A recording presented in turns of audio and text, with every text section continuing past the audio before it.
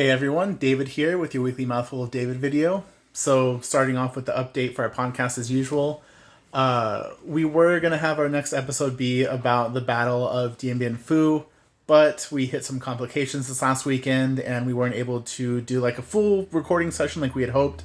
So, we actually did an episode about the movie Lincoln instead. We normally won't do two movie episodes in a row like this, but in this particular case, it was just easier to do like a quick, movie discussion. So we talked about Lincoln because it was the one that got second place in pretty much all of our polls online. We had asked people to choose between Dunkirk, Lincoln, 1917. Dunkirk won, which is why our last episode was about Dunkirk. But Lincoln was a pretty close, respectable second. So we talked about Lincoln, and unlike the Dunkirk one, we did spend a little bit more time on the history side of Lincoln and stuff. Not nitpicking or anything, but talking about some important ways that history works that the movie didn't touch on. So, we begin the episode, and the first half or so of the episode is us just talking about Lincoln, as a movie. But then, the second half is us delving a little bit more into, the real role of Lincoln and the ending of slavery, as well as the role of different groups, especially freed black folks and, even like the radical Republicans and stuff. So, a nice little 50-50 mixture of, movie and history talk. So that one should be out pretty soon, and our next episode will still be about Dien Bien Phu. We're actually going to record this upcoming Saturday, so if you're looking forward to that, it's not canceled or anything, it's just a little bit delayed. Anyway, today's episode is about statues as a way of preserving history, or sharing history, right? And so before I get into the main meat of my ideas, let's kind of talk about an example real quick. So, a few months ago, I was in South Carolina, and there was a statue of a man named Benjamin Tillman. Benjamin Tillman lived from 1847 to 1918, and he was an American politician of the Democratic Party who served as governor of South Carolina from 1890 to 1894, and as a U.S. Senator from 1895 until his death in 1918. A white supremacist who opposed civil rights for black Americans, Tillman led a paramilitary group of red shirts during South Carolina's violent 1876 election. The red shirts were former Confederates who, as that sentence kind of shows, just directed just wild amounts of violence toward people of color, toward, people who had supported Reconstruction, just generally anyone who was, again, a person of color or who wanted equality in any way. On the floor of the U.S. Senate, he defended lynching and frequently ridiculed black Americans in his speeches, boasting of having helped kill them during that campaign. Yikes.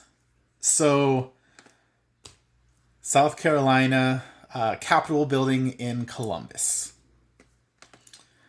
What does the plaque say that is... Or excuse me, Columbia. It's Columbia, South Carolina, not Columbus, my bad. What does the statue say? Or the plaque under the statue, rather. Talking about his love for the common people. Loving them, he was the friend and leader of the common people. He taught them their political power and made possible for the education of their sons and daughters. Agricultural College, Winthrop, Normal and Industrial College. So, that's what his plaque says. And the other plaque just, says that he was married, blah, blah, blah, blah, patriot. Just lists different traits about him, basically. And, the statue has him looking all dignified and stuff. Oh, I'll show you the screen. So, today's question about statues in history. Now, I am firmly of the opinion that anything can be history, right? Like, you don't need to read entire books or take college courses or anything like that to familiarize yourself with history. I really believe that, I think it should be accessible to everyone, And, that can come in the form of listening to speeches, going to, museum exhibits, reading even just little like pamphlets or something that historical figures have produced, watching a documentary on YouTube or on TV or something like that. There's a lot of ways that history can be accessed that don't involve, a really big commitment, like a full big book or classes, right? So I do think statues can play a part in teaching history. But the problem with statues like the one I just talked about is they're not honest. And if a statue isn't giving you adequate information to really teach you about what a, person, group, ideology, some sort of historical subject is about, and then ask thought-provoking critical questions about it, then what kind of history is really being taught, right?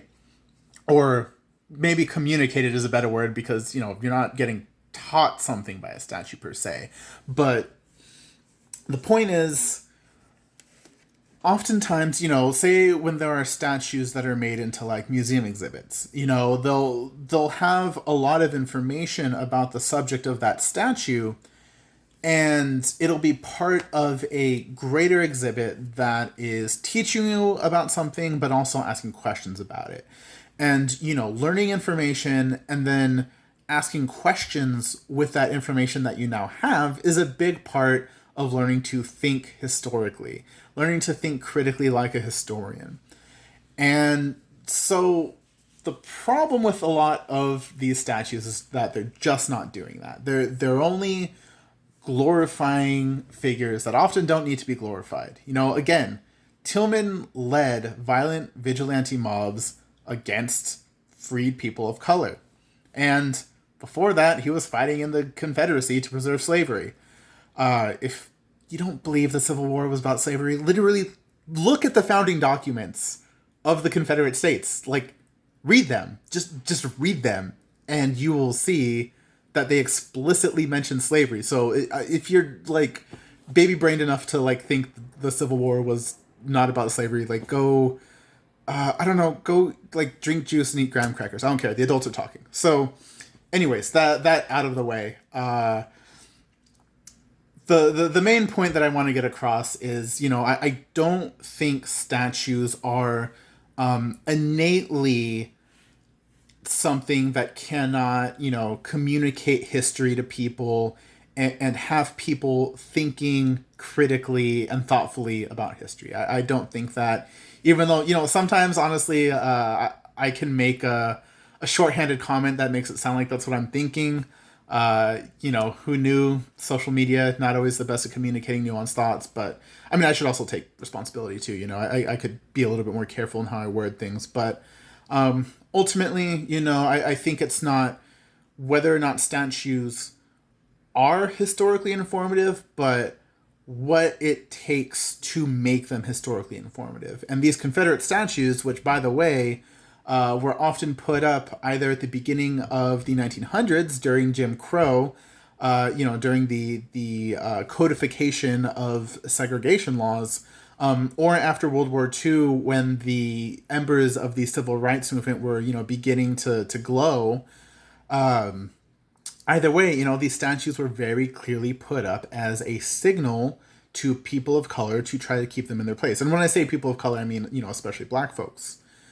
And, that being said, I do think that maybe these statues could still be used as tools for learning, but with extra information and as part of a greater display that puts them into context as pieces of history that were created with a very specific purpose in mind. So, that plaque that I just shared, which, again, calling him the friend and leader of the common people is dishonest through omission. Or in other words, it's not lying, but only because it's written so vaguely and in a way that leaves out so much of the horrific things he did, which were essentially the main thrust of his career, that it's lying through a mission of information, because it's just speaking vaguely about him being a patriot and a lover of the common people. Which, I mean, I guess apparently black people aren't common people. Who knew? But anyway, those are just some musings I had about the role of statues in teaching history. So thanks for listening, everyone. Have a great week. Our episode about the Battle of Dien Bien Phu will be coming out soon. Till then, have a good time.